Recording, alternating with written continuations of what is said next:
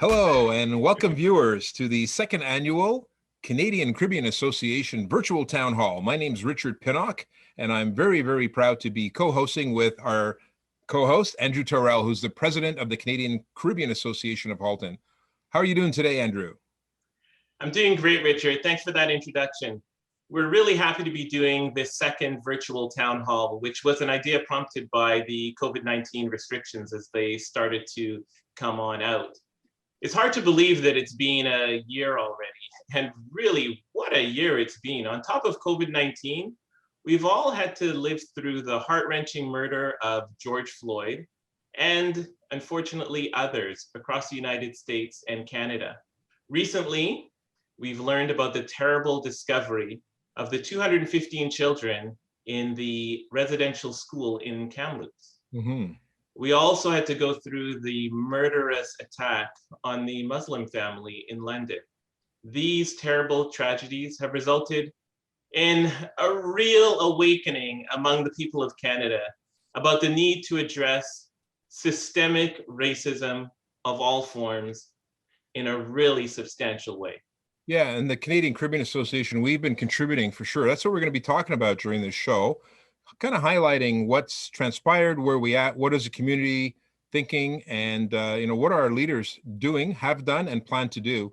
But before we get started, I'd like to do the land acknowledgement. So we acknowledge that Halton is rich in the history and modern traditions of Indigenous people. Halton is on the traditional lands of the Mississaugas of the Credit, part of the Anishinaabe Nation that extends from the Niagara Peninsula, across Hamilton, Halton, and Toronto into the Rouge River Valley. We thank the Mississaugas of the Credit First Nations for sharing their traditional territory with us and also recognize the enduring presence of Indigenous people on this land.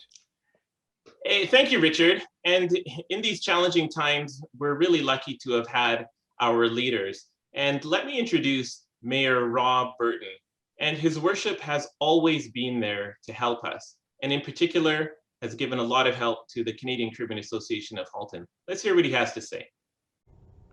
CCAH, you have helped us steer our way through the pandemic. Cogeco Your TV has carried your messages of hope and help. It's been great working with you. Your ideas have helped my Economic Recovery Task Force successfully advocate for more supports for residents and businesses from Ontario and from Canada. Oakville itself has postponed fees and waived penalties. We have gone to bat for you. Along the way, Oakville has been one of the safest places to shelter from the pandemic. Please keep well, stay safe, and let me know of any chance to help. Thank you very much, Your Worship. So the Canadian Caribbean Association really focuses all our activities on what we call the 4 pillars of the organization. You can see on the sign behind Andrew, they are culture, education, harmony, and community. So Andrew, it's been a difficult year, as you said, very challenging, but can you give us an overview as to what were some of the challenges that we actually tackled over the course of the last year? Well, Richard, those 4 pillars that you cited there are really what grounds all of our programs.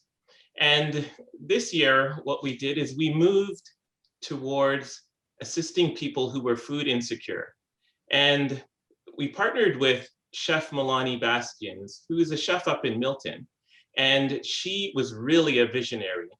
And she has this idea that in such an affluent society, as we are fortunate to live in Halton, that nobody should go hungry. And she had this vision 7 years ago, and she started a program called No One Goes Hungry. And at the start of COVID, we partnered with her. And for the next 8 months, we provided meals to anybody who wanted it. And we were able to give over 14,000 meals all across Halton, Oakville, Georgetown and Acton, Milton, Burlington, all across Halton.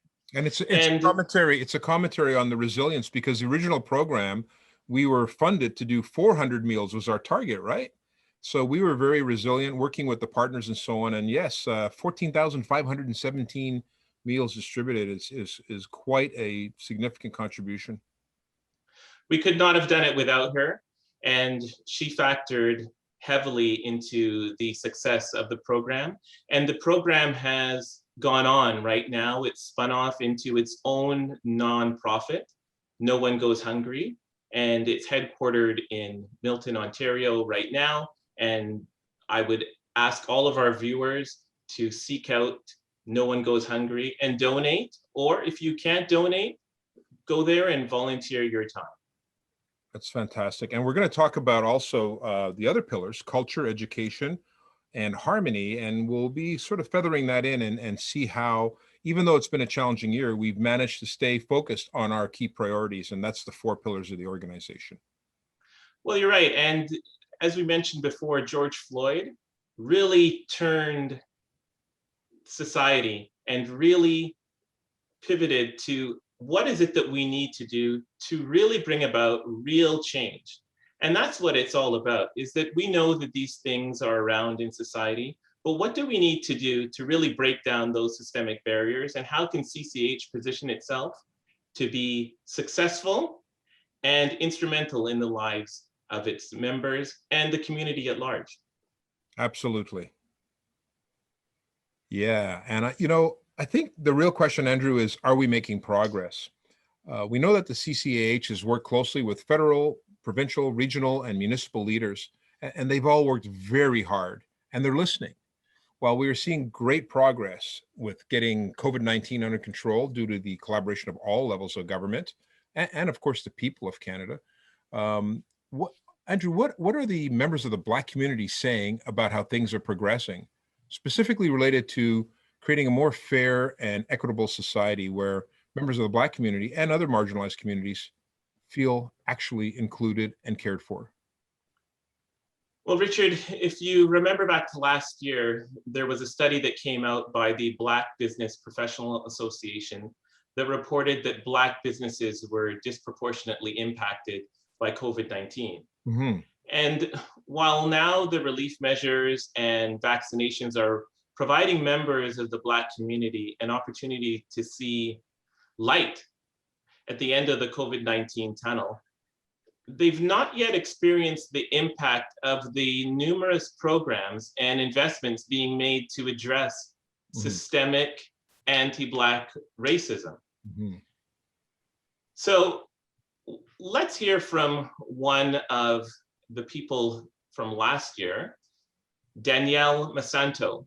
She's a Milton resident and mother of 4. And this is what she had to say. Hi everybody, it's Danielle MASANTO, local mom of 4 here in Milton, just checking in with everybody. So happy to have been asked to check in and let you guys know how the last year has been. There really hasn't been very many changes for us. We're still stuck at home, online learning, working from home, doing our best to keep the kids as active as possible. It's become a lot easier, I think, to find things to do because we're so used to being here at home and,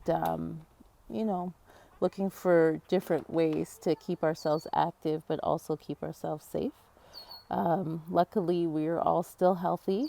I don't think much has really changed in terms of addressing issues affecting Black people, but hopefully in time we'll see a lot more progress on that. So thanks again, and I hope everybody's doing well, and I hope to see everybody in person someday soon.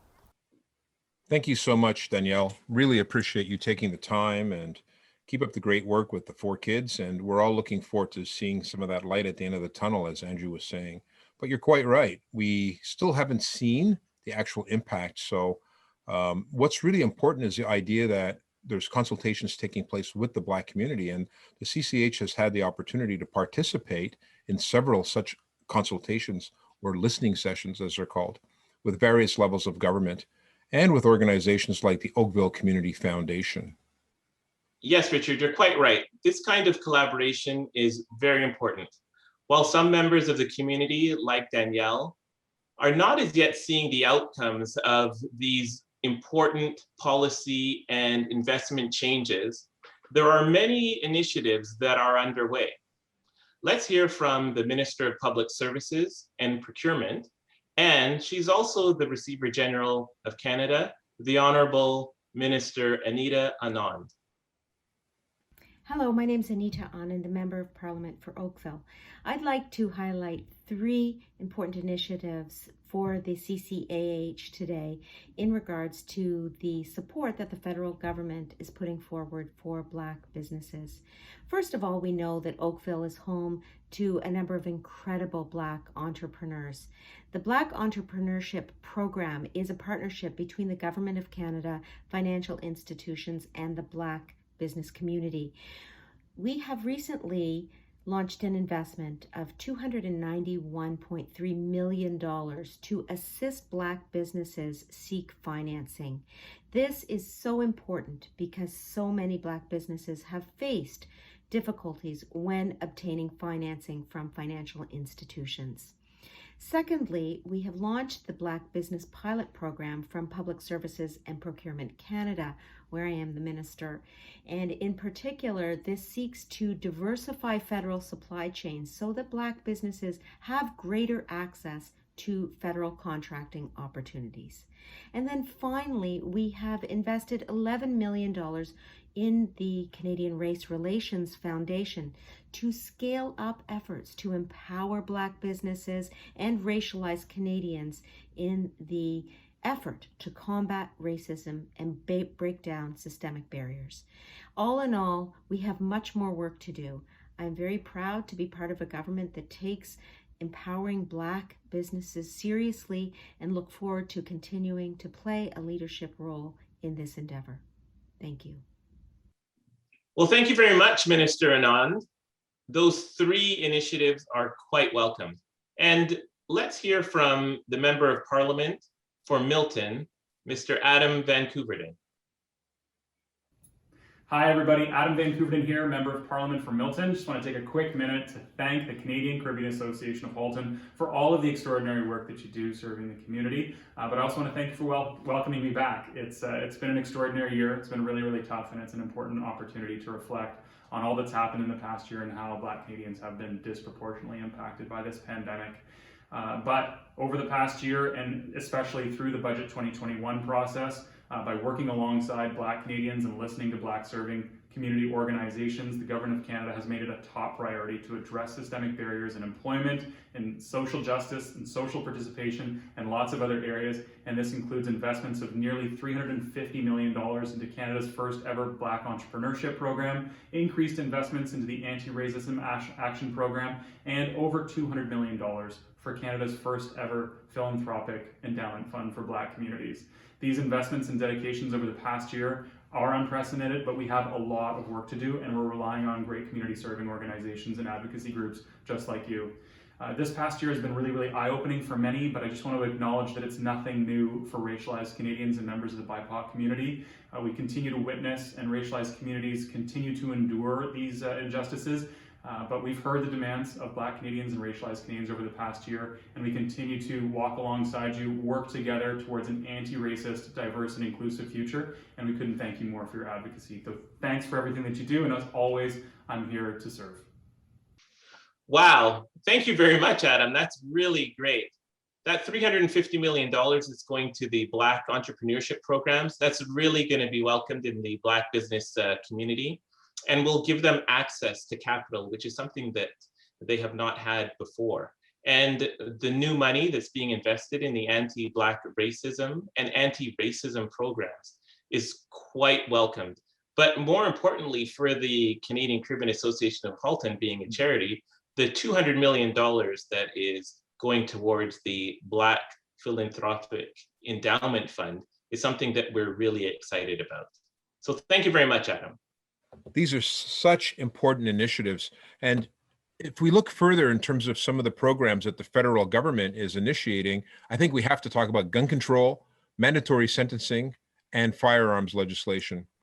We at the CCAH participated in a consultation with the Honorable Bill Blair, Minister of Public Safety and Emergency Preparedness, discussing Bill C-22, and that's about mandatory minimum penalties being repealed. That means they're being removed. And also, Pam DeMoff helped us get involved with consultations related to Bill C-21, which is about amending firearm legislation. Yeah, these are two very important examples of how systemic issues can and have disproportionately impacted the Black community. So let's hear from our Member of Parliament, Pam DaMoff. I'm Pam DaMoff, the Member of Parliament for Oakville, North Burlington. Over the last year, Black voices have gotten louder and have been listened to in ways that we haven't seen before. We know that systemic racism exists in Canada and that Black Canadians have been disproportionately impacted by the pandemic. As a member of the All-Party Parliamentary Black Caucus as an ally, and working with organizations like the Canadian Caribbean Association of Halton, the federal government is taking action. We're making changes to the criminal justice system. Budget 2021 mentions Black Canadians an unprecedented 122 times, with investments in business, entrepreneurship, philanthropy, and community. Keep speaking out, and we will keep listening. Thank you. That's wonderful. So thanks very much, Pam DaMoff. The provincial government is also focused on making changes. Let's hear from the Government of Ontario. Next up is our Member of Provincial Parliament in Oakville, Mr. Stephen Crawford. Hi, I'm Stephen Crawford, Member of Provincial Parliament for Oakville. This past year has been unlike any other in recent history. We've all had to make sacrifices, but our province continues to trend in the right direction. Despite the pandemic, the provincial government has been making important progress to ensure Oakville residents enter a post-pandemic Ontario. We have created a new public health framework that provides concrete steps for our safe and gradual reopening for us to engage in the activities we all enjoy. In the workplace, the province continues inspections for health and safety protocols, and rapid tests are being deployed throughout Ontario and locally here in Oakville. The government also knows the importance of breaking down systemic social barriers, and this is why work continues on the Premier's Council for Equality of Opportunity. This advisory group champions discussions to break down barriers for youth to achieve economic success. The provincial government will continue its work to ensure the health and safety of all Ontarians, and I wish you great success for this virtual town hall, and I look forward to seeing you in person soon. Thank you. Fantastic. Andrew, you know, there's lots of great work being done by some of the organizations that the CCAH partners with, like Sheridan College and the Oakville Community Foundation. Yeah, and as we talked about before, Richard, the CCAH has 4 pillars that we always support in everything that we do. It's really the foundation of all of our programs: education, culture, community, and harmony. In terms of education, Sheridan College right now is doing a study. It's a sense of belonging to determine how people are feeling in the community. And also in regards to education, the CCAH has a Black social worker that is in charge of the school advocate program that looks after children as well as families who are caught up in the educational system. In regards to community, let's hear from Wendy RINELLA. She's the CEO of the Oakville Community Foundation. Hi, Richard and Andrew. It's Wendy RINELLA from the Oakville Community Foundation. I'm happy to be here to give you an update on what we've been up to. Since 2020, the foundation has adopted the United Nations Sustainable Development Goals with the objective of leaving no one behind in our community. In particular, we prioritized Sustainable Development Goal number 10 to reduce inequalities in our operations and in our community. Our goal is to be reflective and representative of the diversity in Oakville. At the last census in 2016, 33% of Oakville residents identified as Black, Indigenous, or people of color. And we fully expect that the share will grow in this next census period in 2021. As of our May annual general meeting this year, our board is now a majority racialized people. We've also appointed our very first female racialized board chair, Bindu Cujo, and welcomed you, Andrew, onto our board. Other CCAH board members, Alicia Sullivan, who was a member of our Gender Equality Granting Committee, and Richard, have been providing us with feedback as we develop our statement on reconciliation, equity, and anti-racism. With partners CCAH and Sheridan College, we've embarked on the development of a research report on Black, Indigenous, and people of color and their sense of belonging in Halton region. And just like last year when I announced the emergency community support funding for CCH, this year I also get to announce another funding proposal for the permanent harmony and community garden at QE Park that is being fully funded at $56,363 for the CCH by the Oakville Healthy Community Initiative. Congratulations. And I really look forward to seeing this garden. And I want to thank you for being such wonderful partners. All the best. And I look forward to seeing you in person at some point. Take care. And now let's talk about the Harmony Pillar. We're very proud to announce that this is our 14th year of the Youth Leadership Program in partnership with the Halton Regional Police Service. Last year, we pivoted to a virtual format, and it'll be virtual again this year. This is where youth of all backgrounds are welcome to learn about being a leader and how to prepare for their success after graduating from high school. Let's hear from Chief Stephen Tanner. Hello, I am Chief Stephen Tanner from the Halton Regional Police Service, your police chief, and I want to thank you for inviting me to participate in this initiative being hosted once again by the Canadian Caribbean Association of Halton. You know, this past year, we have seen the policing profession as a whole thrust into a spotlight as a result of several horrific and unfortunate events that took place across North America, George Floyd and the murder of George Floyd included. These events have rightfully pushed police services across Canada, including us here in Halton, to look inside our own organizations and inside of ourselves. This reflection has highlighted the need for each of us to step up as leaders, to be accountable for our downfalls and our weaknesses, and responsible for meaningful action moving forward. This past year, our police service has undertaken an increased commitment to equity, diversity, and inclusion work. Whether through enhanced training for our members or the time we are investing in building strong relationships with our diverse community that we serve, there is a true willingness and an authentic need to come to the table and engage in constructive dialogue. This is the starting point for any type of change or action, and is a privilege that we as a police service and that I as a police leader do not take lightly. Changes cannot be made in a silo, and no one individual or organization can be or even should be responsible for addressing the systemic issues impacting our communities, and more specifically the Black community. This is why the Halton Regional Police Service is committed to working closely with the community we serve and with all of you through our strategic partnerships that empower us all. And certainly the CCAH knows of our long history of friendship and partnership.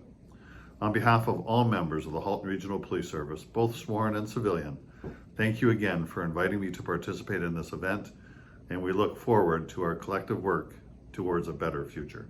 Thank you. Everyone, just go to CCAH.CA and sign up for any one of those 3 programs. Yeah, each program is 4 hours, so it qualifies for 12 volunteer hours.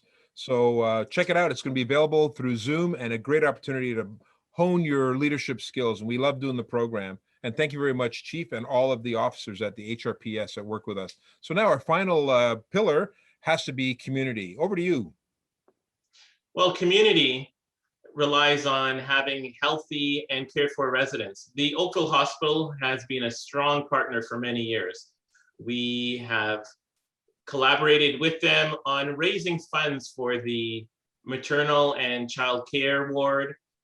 We have one right now for the diabetes program in supporting people who don't have the financial wherewithal to purchase some of the diagnostic equipment that is required. But let's hear what the Oakville Hospital had to say.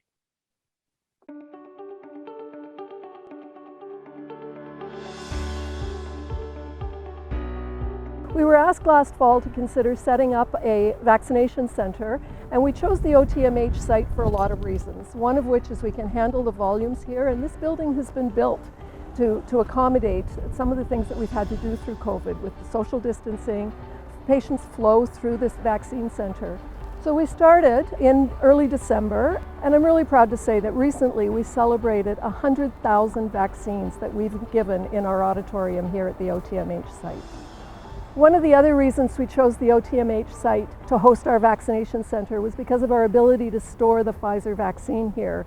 We have the special freezers, and we have an incredible pharmacy department that can handle transporting the vaccine and reconstituting it for the numbers that we're dealing with. This vaccine has given us the opportunity to finally play offense against this virus, and it's a feel-good moment for us. Thank you, Cindy, for sharing that reflection of this past year. And I want to thank all of you, our donors, for everything you did to support the hospital this year. For the last 14 months, everybody in the building behind me, the frontline workers, the behind-the-scene workers, have been relentless in their compassionate care of this community, making sure that we stay safe. And you, our donors, have done so much for us. Your donations of PPE, the food that you dropped off, the gifts, the painted rocks, the honks, the kindness that you showed to our staff. We are incredibly grateful.